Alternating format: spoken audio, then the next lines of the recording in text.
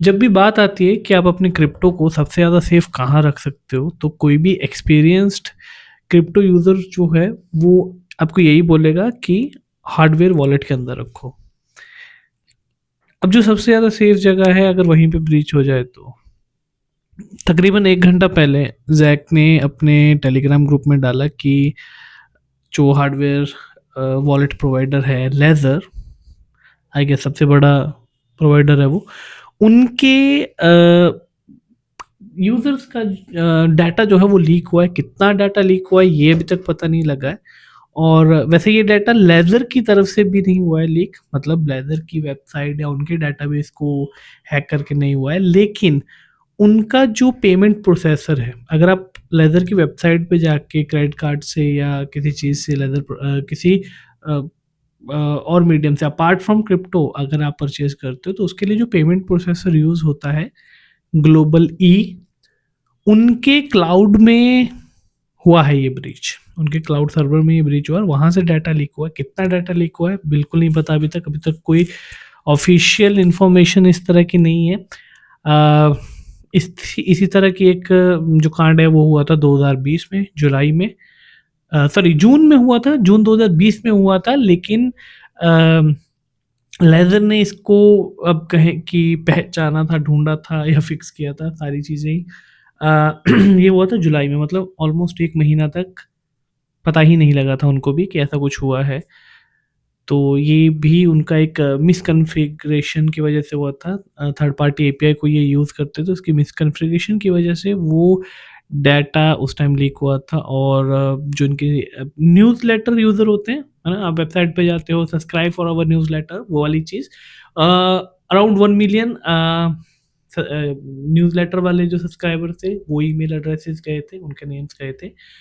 और around around 272 के इनके जो यूज़र्स हैं, मतलब कस्टमर्स हैं, उनका डाटा गया था। तो पहले तो इन्होंने बोला कि जी सिर्फ़ 9500 ही यूज़र्स का डाटा लीक हुआ है, लेकिन बाद में ये लोग माने थे कि हाँ, 272 से 292 के बीच का कोई नंबर था। एग्ज़ैक्ट नंबर तो ख़ैर कोई नहीं बताता। इतने यूज़र्स का डाटा लीक हुआ था और उसके अंदर उनके ईमेल एड्रेसेस, फ़ोन नंबर्स, उनके order details like physical addresses, सब कुछ ही जो था वो इस ब्रीच में लीक हुआ था। अभी क्या हो सकता है, क्योंकि अभी ब्रीच की बात आई है, अभी फ्रेश ये ब्रीच हुआ है, डाटा लीक हुआ है, तो अभी क्या हो सकता है कि जो यूज़र है, जो मेबी शायद नए यूज़र या पुराने यूज़र कोई भी हो सकते हैं, किनका डाटा लीक हुआ है, वो नहीं पता कौन से चंक क्या लीक हुआ है।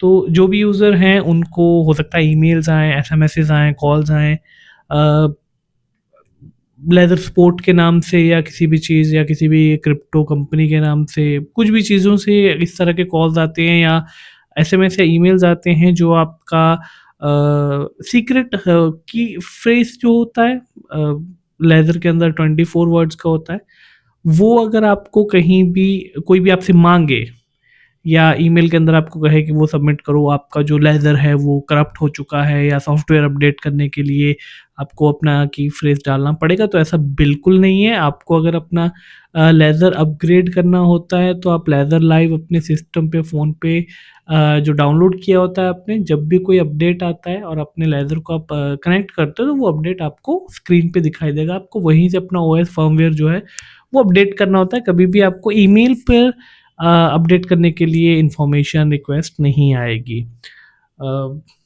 सावधान रहोगे तभी पैसा बचेगा, है ना? बहुत मेहनत से कमाया है, अनटिल अनलेस आप स्कैमर हो, तो मेहनत से ही कमाया होगा। तो उस क्रिप्टो को, उस फंड को बचाओ और दूसरों तक भी ये संदेश पहुँचाओ, ठीक है? बाय।